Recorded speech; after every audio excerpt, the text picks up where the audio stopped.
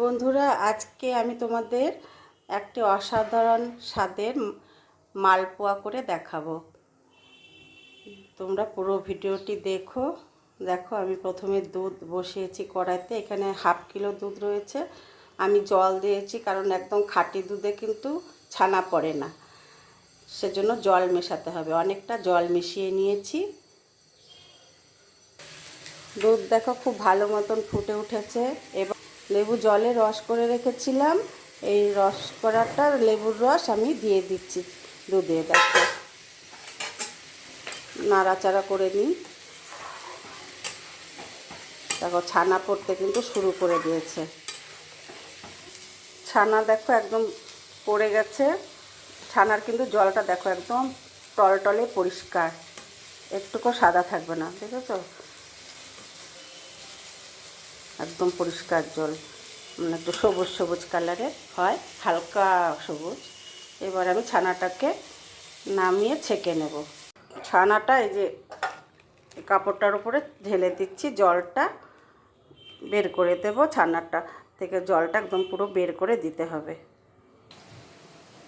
এবারে এই যে এই বাটিটার আধ বাটি চিনি দিয়ে দিচ্ছি, মানে চায়ের কাপের 2 কাপ চিনি রয়েছে।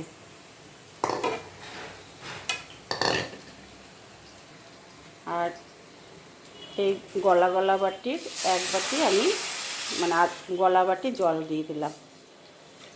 চিনির থেকেও জল ছাড়বে। এবার ছানাটাকে চটকে নিচ্ছি খুব ভালো করে। এবারে দেখো ময়দা নিয়েছি, ময়দার মধ্যে আমি জল দিয়ে দিচ্ছি। জল দিয়ে মানে বারে বারে করে দেখতে হবে মেখে গোলাটা কীরকম হয় আর কি, তারপরে বুঝে বুঝে জল দিতে হবে। এবারে দেখো আমি ছানাগুলো এর মধ্যে দিয়ে দিচ্ছি। ছানা যে চটকে রেখেছিলাম, সেই ছানাটাও দিয়ে আমি ভালো করে মিশিয়ে নিচ্ছি। তারপরে আবার আমি জল দেব, কারণ এতে হবে না, আরও জল লাগবে।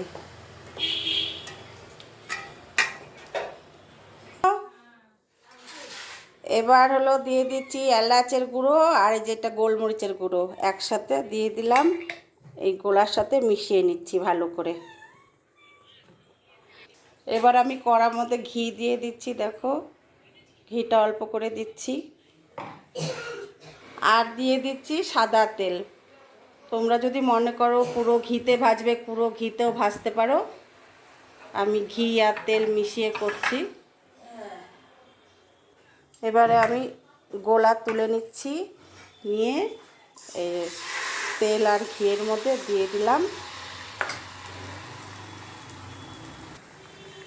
দেখো এই যে মালপোয়া দেখো কত সুন্দর ফুলে উঠেছে। দেখো এইভাবে কিন্তু আমি সমস্ত মালপোয়াগুলো তৈরি করে নেব।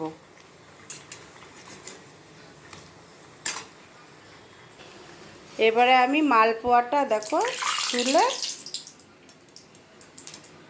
তেলটা ঝরিয়ে নিচ্ছি, নিয়ে এই যে চিনির রস করেছি এর মধ্যে আমি দিয়ে দিচ্ছি। এইভাবে সবগুলো আমি চিনির রসে ডুবিয়ে দেব মালপোয়াগুলো করে।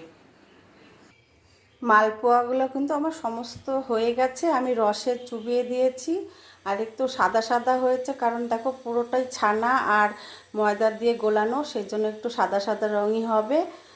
পরে এটা আমি দেখাবো তোমাদের। এখন আমি 2 ঘন্টা ভিজিয়ে রাখবো রসের মধ্যে। আমি এবারে একটা তুলে তোমাদের দেখাচ্ছি।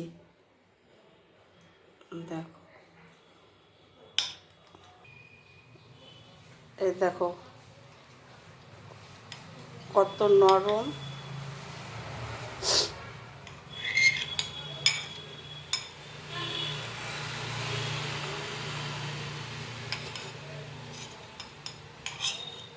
দেখো একদম নরম তুলতুলে হয়। তোমরা ওইভাবে বানিয়ে খেও। কেমন লাগলো লাইক কমেন্ট করে জানাবে। ভালো লেগে থাকলে শেয়ার করে দিও। সকলে ভালো থেকো, সুস্থ থেকো।